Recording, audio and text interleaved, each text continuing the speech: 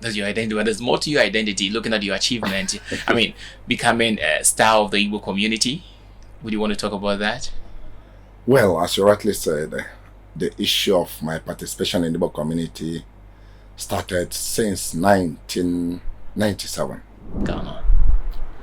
Well, as I said, one of the major challenges, the Igbos are mainly traders and businessmen. And our major challenge has been this issue of trade. I'll be frank with you. Well, I will say many Nigerians living in Ghana has focus why they are here. Because the most important thing is for you to know that Ghana is not Nigeria. When you realize that Ghana is not Nigeria and Nigeria is not Ghana, and you are now from Nigeria to Ghana, you're supposed to know the major purpose why you are here. And when you're able to identify why you are here, you concentrate and do that.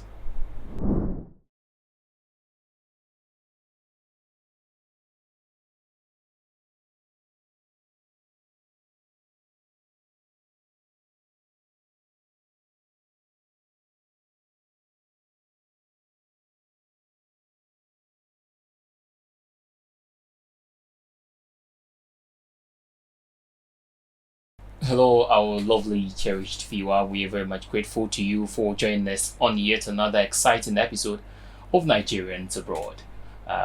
We thank you for following us from the very beginning up to date, and also continue to like our projects, the videos that is posted on our platform, Africa Network Television, and share your comment, and then share the content across. Let's tell the good story about the image of Nigerians living in the diaspora, for which we stand for. Today, on this very episode, I'm going to have an exciting interview with a great personality. My name is Kofi Obonochiri, and let me please inform you that this project is proudly brought to you by Restoration Multimedia in Accra, Chantai Market. And if you want to do anything production, multimedia, come to photo shoot, videography, wedding event, and everything about media, the place to go is Restoration Multimedia. You will see our numbers scrolling down. Please pick them and then reach out to us every now and then when you need our services. So as I said earlier, I have a very great personality who is our guest for today. And over the years, he's been an icon of peace, an icon of wisdom, a very great man that we are going to get to know today on this very episode. He is the president of the Igbo community in Ghana. And over the years, I mean, there's a lot that you're going to be learning from him, right from his achievements, the challenges that he has gone through over the period when he came to Ghana, and all. We're going to be discussing everything. Here's High Chief Deacon Dr.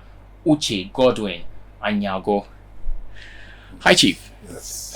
It's a wonderful day. Thank Good you. day, sir. Thank you. How are you today? Very fine. Okay, I mean, it's an honor to be with you, to sit with you today, to have a discussion with you about the Igbo community, about you, and about Nigerians living in Ghana and around the world. Yeah, thank you very much. So let's start by getting to know who High Chief Deacon Dr. Uche Godwin Anyaogu is. Yeah, as you rightly said, my name is High Chief Dr. Godwin Deacon Uche Anyaogu from Amankala Alai in Bende local government of Abia State, Nigeria. That's my identity. That's your identity. But there's more to your identity. Looking at your achievement, I mean, becoming a star of the Igbo community. Would you want to talk about that? Well, as you rightly said, the issue of my participation in the Igbo community started since 1997. Okay. Since 1998, 97, thereabout. So that was when I joined the union. In Ghana? In Ghana here. So was that when you came to Ghana, 1997? No, I came 1988. 1988? Oh, wow. So you've been in Ghana for far too long. Yes. Almost 4 decades. Yes. Though I moved shelter between Nigeria and Ghana. Okay. based on business aspect of what I do. So, Yeah, and you also a member of the advisory board for Palace of Obi Amalachuku. yes, I was based on my home beginning as a traditional chief back home too. So when we brought the issue of chieftaincy in diaspora, they need people that will guide them so that it will not go out of place regards to how it is being done back home. Okay. And that is why people like us have to be in. Okay. Yes, so that what we do here is exactly how it is being done back home. So nobody can say this one is inferior or later about no. How you respect the chieftaincy institution back home is how this one is also being respected. Okay. Yes. All right. Hi, Chief. Let's get to know you. I mean, your chieftaincy title or position back home. Let's get to know. Yeah, my chieftaincy title, that was 24 years ago when the first one was given. But coming from a home where that is, I was supposed to have gone home to take up that, but based on my business over here. So I was called to take over that chieftaincy. That was December 2000. Okay. 34 years ago. That was the first one. The second one was 2008. There are many, but I can't remember all the years. So was the one 2004, 2008? What's the title? That one is Ikemba one of my community. Okay.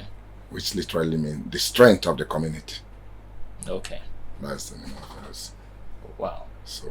And let's get to know. We are getting to know you before we come to what really brought you to Ghana. Okay. Right now, I mean, Nigerian names have meanings. Yes. So the Uche Anyaogu. Okay. The full name is Uchenna Godwin. Okay. Godwin. Okay. Godwin. You know what Godwin means? Yeah, Godwin. Yes. Okay. The Anyaogu happens to be my surname, my family name, which is like a hero's name, heroic name. You know, the Anyaogu is, how would I literally interpret it? It's like warriors. That's what that's part of the meaning. Oh, wow. Yes. Indeed, you have been a warrior. I mean, rising. I don't know that one. It's not been but easy. That one is not. I'm not the one that brought that name. I understand, but I mean, yes. With how far you have come, the wins amidst the challenges, I mean, yes. You have been a very good warrior over the period. Now, let's look at what brought High Chief to Ghana back in 1988. Yeah, I would say my coming to Ghana was not all that my making. Because that time, 85, 86, 87, but I was in Togo. I was staying in Togo with my late uncle, Uncle David Abba. So by that time, he used to ship our second-hand clothing, shoes to him, one of our brother who was here by then. He used to ship the goods to him to sell. But at the point in time, he was not returning the phone. So my uncle then sent me to go and check his stock to know what was happening. So when I came here, only to realize that he has sold many of the goods. Understand? So the stock there was far, far less than what he's supposed to pay. Okay. So I was here and I called back Togo and informed him what I've said. So within that time, he said, well, the best thing I should do is to, within that period, look for somebody that can help us to get a shop here. So I said, okay. That after that, I should come back to Togo. So I went back to Togo after looking. That time, there's a big house here. It's called Ibo Yard. Okay. I got some shop there and went back. So about 1 week later, he called me that I should prepare that I'm going to Ghana. Taking over the business. But that wasn't what I had in mind, you know, as okay. I said. So I have to, because I have to. Then he called me that I have to go to Ghana. I should prepare and go to Ghana. He has called somebody that will help me. There's some goods on the way coming. So he has called somebody who will help me to get rid of the goods when he reaches to Tema Harbor. So that was how I came. Before I will come, my apartment has been rented within that 1 week. So he has told somebody to rent the apartment at Russia, where we call Russia Road, Pawili area there. So that was how I came to Ghana. Okay. From there I moved to Kaneshi, from Kaneshi before the story continues. Yes. But it means yours was quite different. But all the same, you were new in the country, even though the Ghana and Nigeria, I mean, our relationship, I mean, is dated far back, but first time in Ghana. Yes, I would say that was why I said before I came, my uncle has called somebody Okay. who will help me to direct me on some of the things I was coming to do. That was why it wasn't all that difficult, because the arrangement was made ahead of me coming. Hi, Chief. Yes. What we're going to do with your interview is that every step on the way, we're going to pick advice from whatever you're going to say. Because, I mean, your uncle trusted you so much. Yes. That's the reason why he said you should come and take over the business. Yes. I mean, the youth must take lessons from what you have done so that your uncle had that trust in you. What would you have to share with people who are maybe overseas and they have, entrusted their businesses to other people in a country? What would you share with them, the youth especially? Yes, that is where we have problems now. Like you said, one thing, and my uncle will testify to everybody, is that one thing, maybe when somebody sent you just a little error, you may not know that that person has some test behind him. Can just give you, use this 100 cedis and go and buy this. And he knows the price of that thing. When you come back, you say, maybe you bought the thing 50, say it's 80. He will not do anything. My uncle, that's the kind of person he was by then. So he will collect it, but he know that wasn't telling the truth. So, but I would say I was brought up to tell the truth, because my father used to tell us that when you don't tell the truth, and the person happens to find out the truth, everything about you will be shattered, and the person will hardly trust you again. You understand? And when you tell lies today, you need to tell double lies tomorrow, tell the third one next tomorrow. You continue that way. And the day the person finds out that you started with lies, everything will roll back against you. Okay. That is why somebody like me, I will tell you the truth. If you like, you take it. If you don't like, I know I have said it. Wherever you go, what I have said was like that. That's wow. All right. So we're going for a break, but before we do, Yes. 36 years in Ghana, how has your stay been so far? Well, I would say 36 years, it has not been all that smooth, because I would say by that time, doing business here wasn't that easy to do it straightforward, just to do it on your own. With registration, your own registration things, you have to pass back, drop the goods to a Ghanaian, if I can use that one, because as I said, my uncle made that contact. Yes. That somebody will be there. And that person was literally the person selling the goods, but I was just there to make sure that the fund, I get back the fund from him. And that was the order of the day, mainly as at that time. Even that time, the GIPC law was in $10,000. Wow. As at that time, it was $10,000. Later, they increased it to I think $200,000 or $300,000. As we speak now, it is over $1 million. Yeah. Yes, so you can imagine how it has been going up. And based on that, you need to find a way, because how many petty traders, let me use that word, or retailers can afford $1 million or even that $300,000? That is where the problem has been. But in a case like of Ghana, it is their law. You cannot force them to change what they have made. Rather, you find a solution to solve what they said, or do what they say you should do. I think that's why when many people are complaining bitterly over it, you are there to complain, but it is not something that can be changed easily from what I've seen here in Ghana. Okay. But the law is there. So all you need to do, whichever way you can use to do what you are doing, and do it in a peaceful way and a legal way, not illegal way, so that you will not fall into the law of the nation. Okay. That's what I normally tell my people. Okay. So you can say that your stay has been successful? Yes, because I came here and said, if you remove 38 years from I'm just 64, this and thereabout.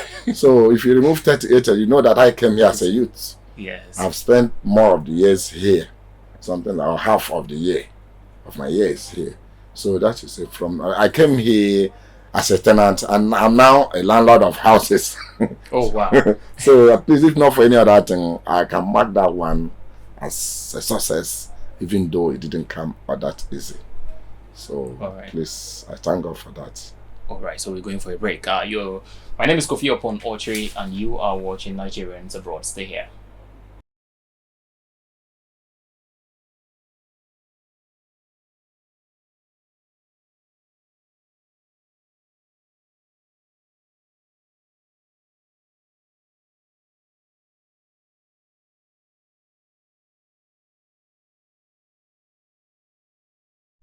Thank you very much for still staying with us. This is Nigerians Abroad, proudly brought to you by Restoration Multimedia. And we're in the office of the president of the Igbo community in Ghana, in the person of High Chief Deacon Dr. Uche Godwin Anyaogu.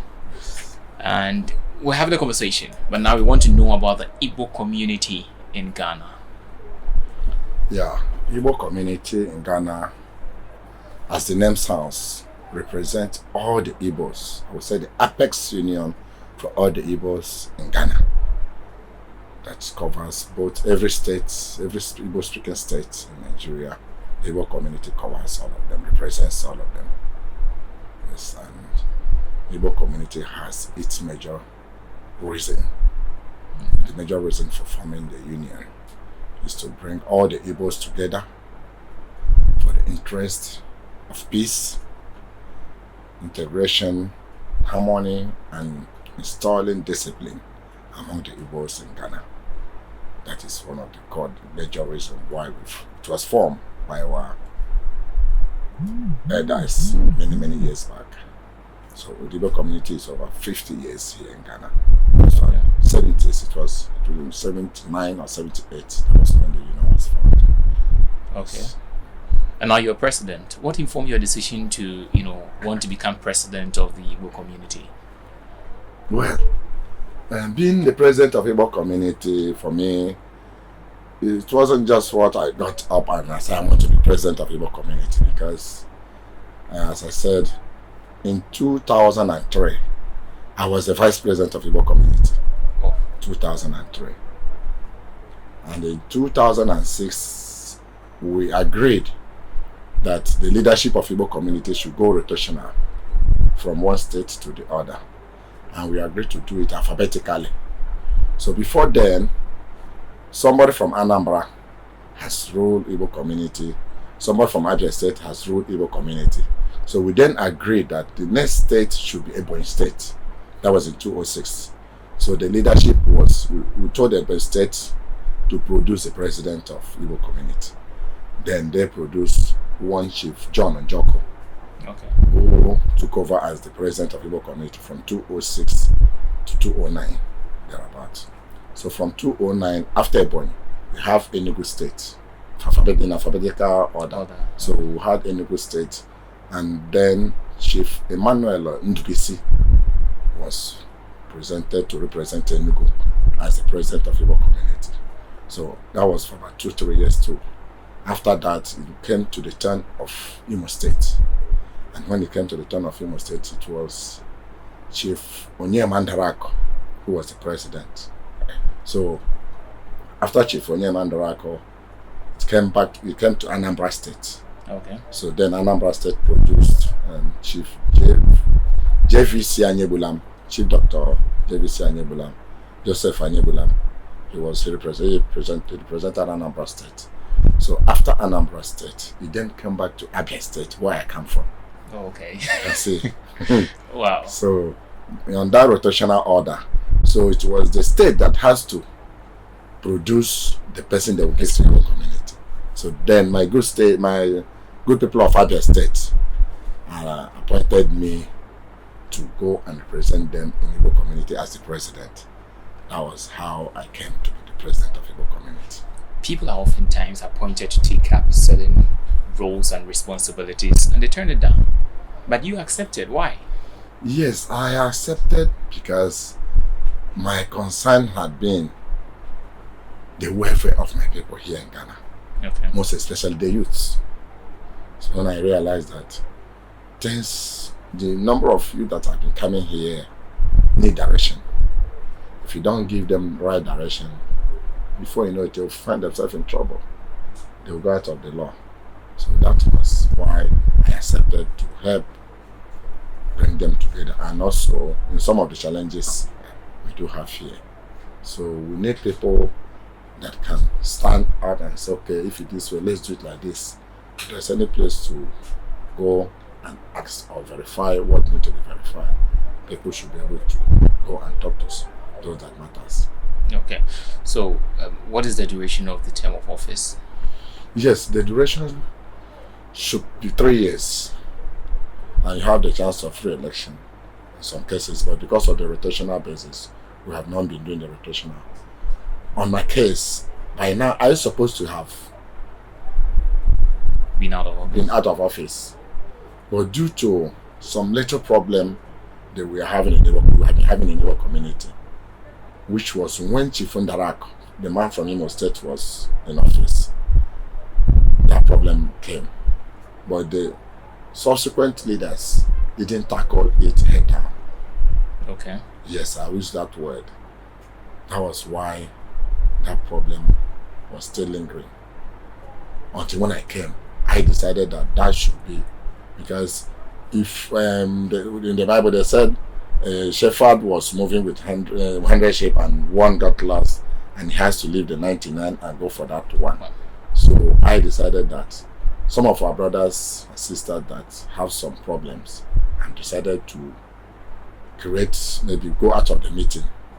Let me go and see what I can do to bring them back. That has been what I've been battling for some time now.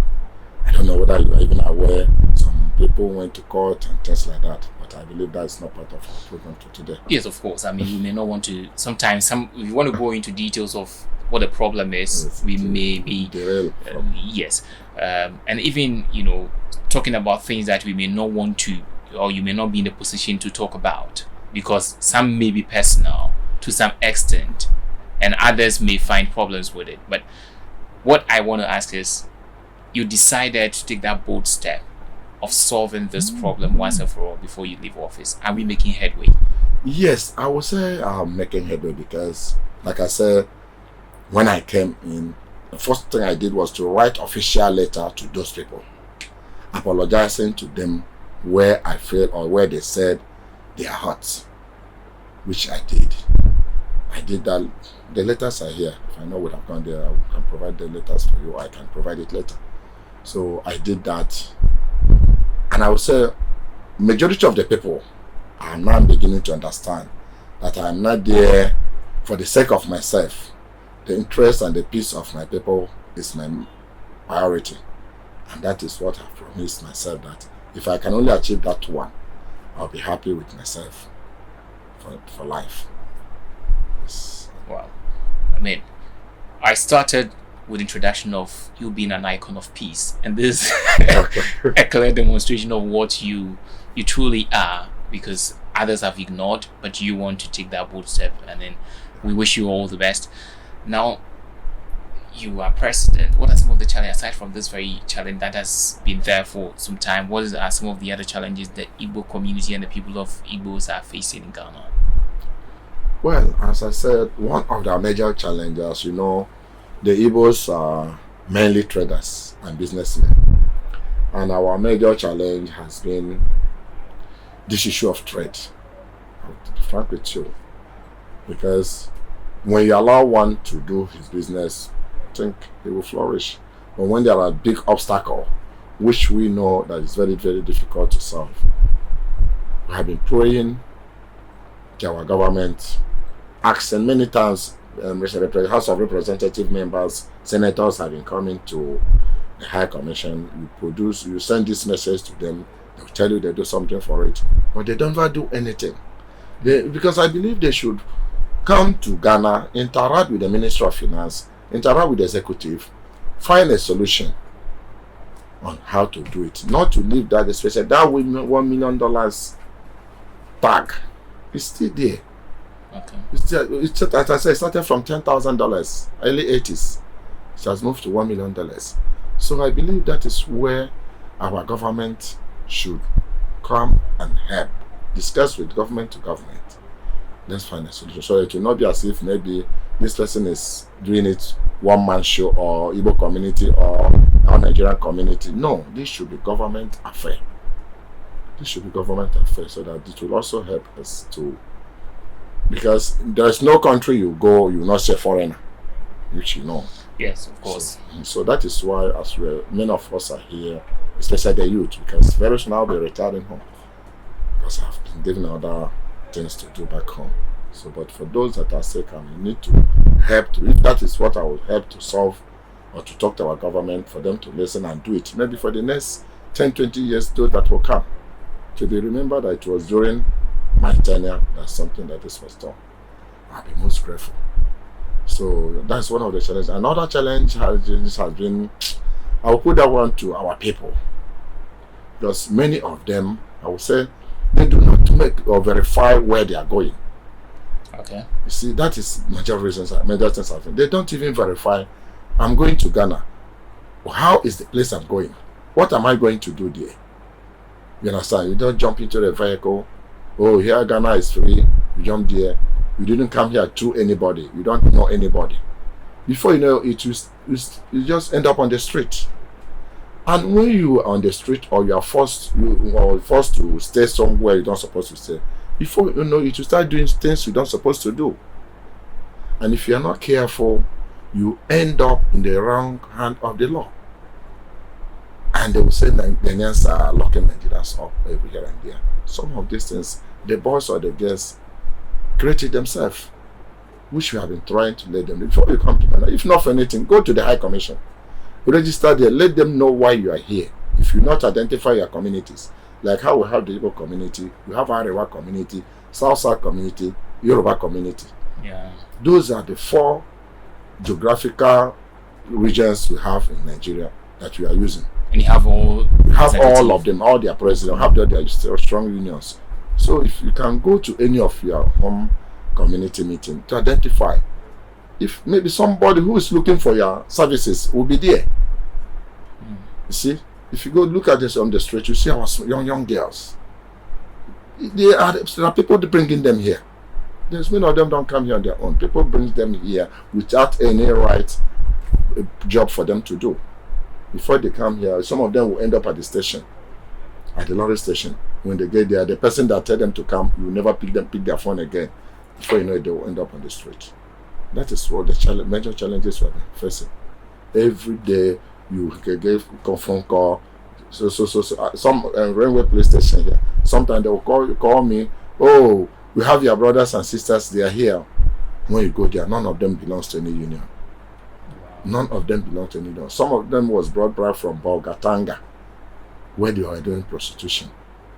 Somebody brought them to railway police station. I have to go there. Before I called the state, they were from some of our states. I called the chairman of those states to go and after them. But those people are not members of the union. Nobody will be paying the dues, maybe 10 CD dues and that, and when you are not a member, they will be using that money on you. And when the union fail to attend to you, you end up saying those Nigerians or those Igbos in Ghana, they don't support their brothers and sisters. But that's not the issue. It's not about they not supporting their but you didn't do but the right thing. Just identify with your people. That is our major challenge. I have to be frank with you. I mean, you are president of this community, and maybe how do you think we can resolve this whole matter? What measures should be put in place? Yes, we are looking into it, most especially from the transport sector.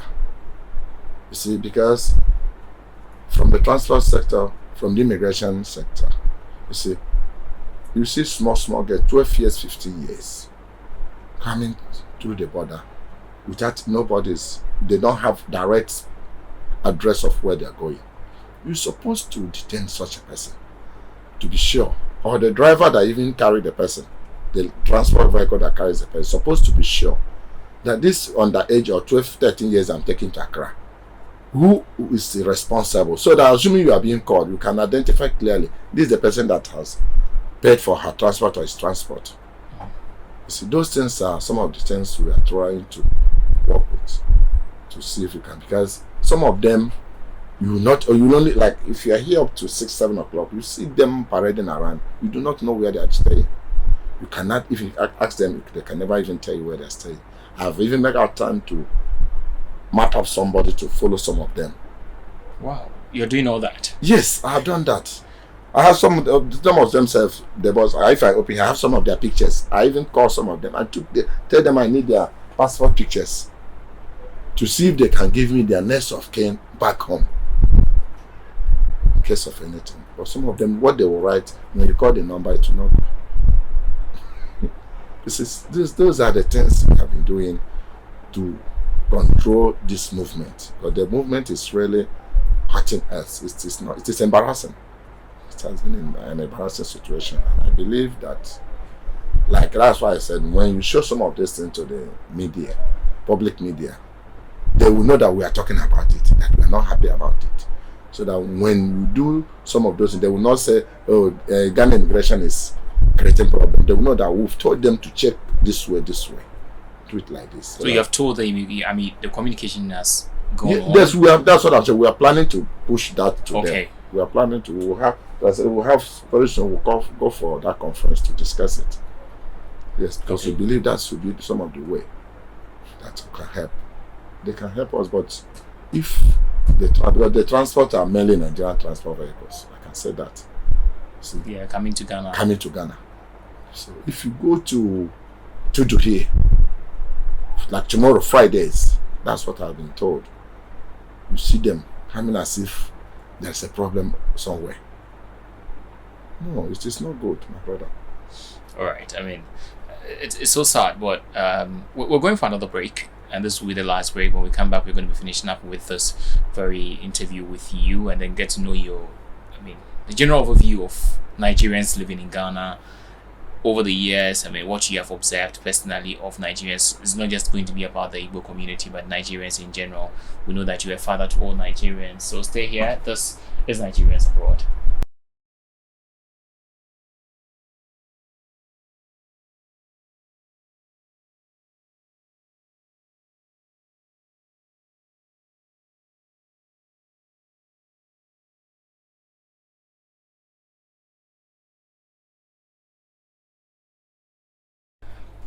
We're still here. This is Nigerians Abroad, and I am in the office of High Chief Deacon Dr. Uche. He is the president of the Igbo community in Ghana, and we learned a lot from him. He's truly a father. He cares so much about the welfare of all Nigerians living in Ghana and even back home. And if you have been following the conversation, you will know that indeed he is a man for all, a man of peace, and a man of great integrity. He's been in Ghana for about 36 years and still counting. Only that very soon he will not be in Ghana again. From his own words, he says he will be retiring. And we hope before he leaves Ghana, we will celebrate him greater and bigger. Chief, what is your personal observation or general overview of Nigerians living in Ghana? Well, I will say many Nigerians living in Ghana has focus why they are here. Because the most important thing is for you to know that Ghana is not Nigeria. When you realize that Ghana is not Nigeria and Nigeria is not Ghana, and you are now from Nigeria to Ghana, you're supposed to know the major purpose why you are here. And when you're able to identify why you are here, you concentrate and do that. You see? But unfortunately, some people do not do that. When they have little money, or you just do small business, the whole community will hear your voice. If you are in Ghana and you know the way Ghanaians live, the richest Ghanaian doesn't make noise. I know what I'm saying. But unfortunately, I will say my people, the Igbos, that is where we have small problem. Somebody who is stepping on maybe small 100,000 Ghana cedis will make the noise of somebody who is holding 1 billion is not making. And to be sincere, Ghanaians don't like that. If you're able to identify some of those things, you will not have problem with them. And that is what I've been telling them. You see, if you're able to identify that you are here for a purpose, do it and be happy with those around you. Many people don't have problem. Since I'm here, I would say if I have gone to police station 100 times, nobody has taken me to police station. Wow. Nobody has come, even not when I'm not a chief. I have never had a case with anybody that takes me to go and report me to police station. I can't testify that in any police station in Ghana. But anytime I go to police station, it's because of others. I was having a commissioner friend some time ago. He asked me, "Oh, chief, don't you have case with people?" If I have case with you, if you go and call, where are you going to go? I will not do something that will make you to go and call police for me. Because I think when people realize that, not that I avoid trouble, you see, the trouble before I put into myself, I have to analyze it. You see, there's our people used to say, if too much problem is around you, you can use palm wine and solve them. You can even send palm wine to those your enemies, just to cool the temperature down. So, which many people don't know. So, I think until our people begin to know why they are here, some of this problem will stop. Go your way, come home, stay where you are, your neighbor. Sometimes you may know your neighbor, your neighbor may know you. But when you start making noise or shouting, just creating problem, the person will force to know who is there. You understand? Yeah. The person will start to begin to watch and to know what you are doing. Very true. You see, but that's what we pray, or I have been praying for, so that my people will understand that until we realize we should control where you are. You cannot stay in a place where everybody will love you.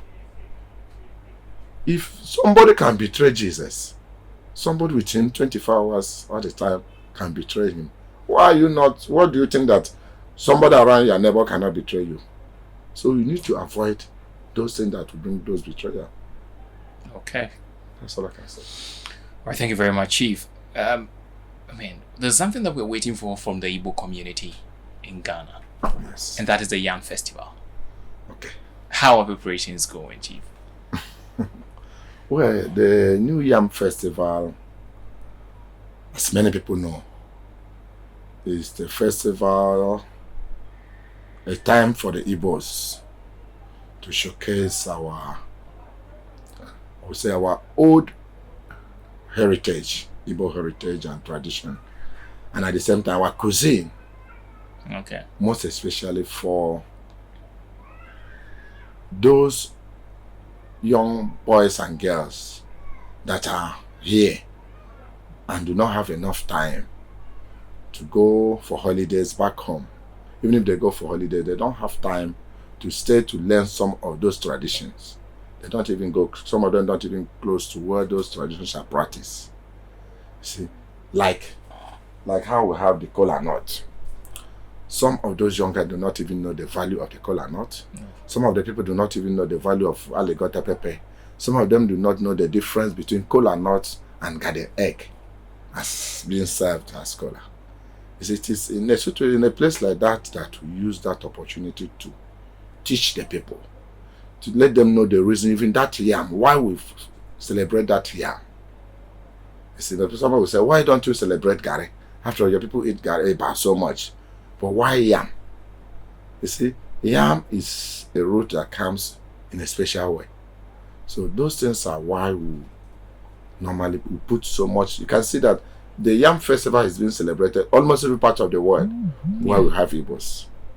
Yes. Because we need the upcoming generation to know and understand the reason behind that. And we don't teach them tradition. When you don't teach a child tradition, he has lost his identity. Wow. So that is one of our identity, if I may use that word. Okay. Yes.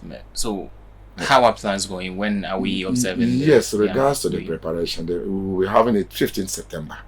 Okay. This year, and the preparation or plans are far ahead, because the venue, as all know, Efwa Sadland Park will be the venue, and with regards to some of the committees, planning committees have been set up already. As I speak to you, because I am the chairman of the chieftaincy affair in Ghana, Okay. apart from the Igbo community president. When it's come to that chieftaincy issue and that traditional aspect, I am the chairman of the chieftaincy affair. So whatever I'm saying, I talk from authority. So I know the program is far ahead and very, very true. And this year's own is going to be big and bigger because yes. many dignitaries will be coming more than the ones before. Okay. So, and I believe also that by that time too, our unity will be strong. Like what I said before, some of those are brothers and sisters who have not been participating. I'm assuring you by this year, they will all participate. All right, sir. Yes. All right. Thank you very much. Let's just quickly learn from you. I mean, since it's all about, teaching the culture, the heritage of the Igbo community, and you mentioned kola nut. Yes. Why do you say the kola nut? I mean, yeah, that's the reason why I said some do not even know. You see, when you visit a Ghanaian, he will offer you water.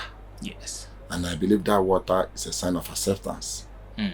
So when you visit an Igbo man, he will offer you kola nut. Kola nut means acceptance with good open hearts.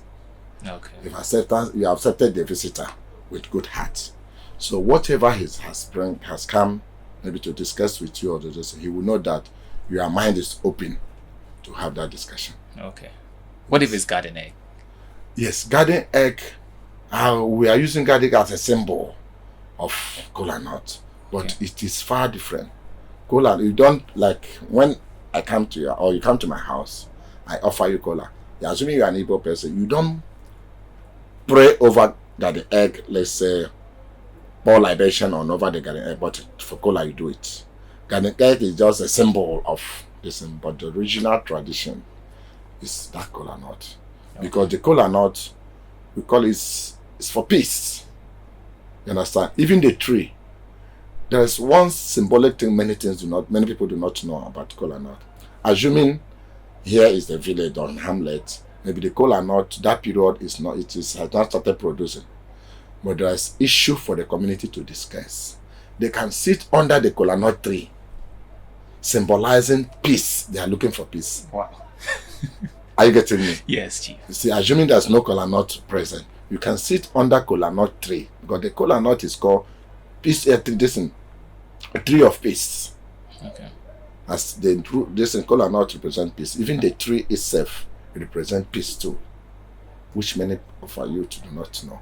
That is why some of this festival will do it to let the people know. All right, Chief. Yes. I mean, thank you very much for accepting to explain to us or educate us on some of these things. Thank you. You are in Ghana. You have been in Ghana. Yes. Ghana is your host nation. I mean, we are bringing our discussion, our interview, our conversation to an end. What is your message to your host nation and the people thereof? I mean, Ghanaians. Yes. For me, I'm always thankful to Kenyans, those I know. I'm always thankful to what I see around. Because Ghana and Ghanaians has their unique way of saying things. And when you're able to understand them in that their uniqueness, you love being with them. But when you don't understand where the person is coming from, you may think that he is going off point or he's against what you are doing. That is why I keep saying, when you are in a place, try to study and know the place. You see, that is major reason some people will say, oh, Ghana this and that. But when you understand, it's like a wife.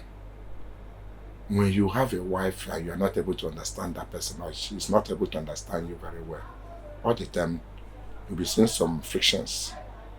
So I'm always happy because I have good friends.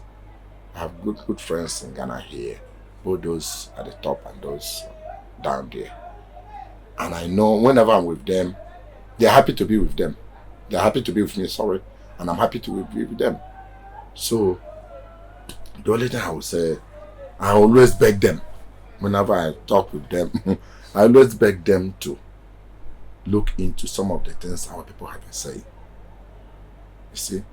Because, for instance, when you go for this resident permits, they have put down their laws how they want to. Sometimes somebody will say it's too high, it's too this and that. But I always say that Nigeria and Ghana, it's like Ghana is a big brother because of the time of the God independence. I don't argue that. Big brother doesn't mean size. It means who come first. You understand? So be having their independence in 57 and have our own in 60. They had their independence first before Nigeria. So as a big brother, maybe our small brother has become maybe richer or bigger than you in size or whatever. It doesn't mean you not give him some helping hand in some ways. Are you getting me? Yes. So those helping hand is how Nigerians are coming here. You look at some Nigerians, oh, these are my small brother's products. And as such, why will I help them? They are crying on this and this. Okay, let me look into it. Think that will help. See, maybe if there's any other way your small brother can also help, he will be also happy to help in that direction. So that's how I see our relationship, how it should be. Okay. And I believe the time is coming when this understanding will come very, very well. All right. All right. Thank you very much. And we're going.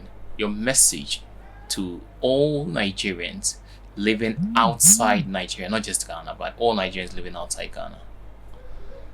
That one, the message is for me, is very simple. Obey the law of your host nation, wherever you find yourself, even if you are in Nigeria. Most especially when you're outside Nigeria, obey the law of that nation. Like now, Ghana, this year is election year in Ghana. You should be able to know that as a Nigerian, you don't need to register for the election. As a Nigerian, you don't need to do this, do that. Avoid those things. Even if you have somebody you like or you support in your heart, but you know you don't have capacity to elect that person. You understand? Even if you have somebody you can say, okay, I know Kofi, I like this person. That one should be your private matter. Don't let it be public matter. That is one thing I always ask my people. Let you do it this way to avoid getting at the wrong side of the law. When you obey the law of your host nation, I don't see any reason why somebody will come to you.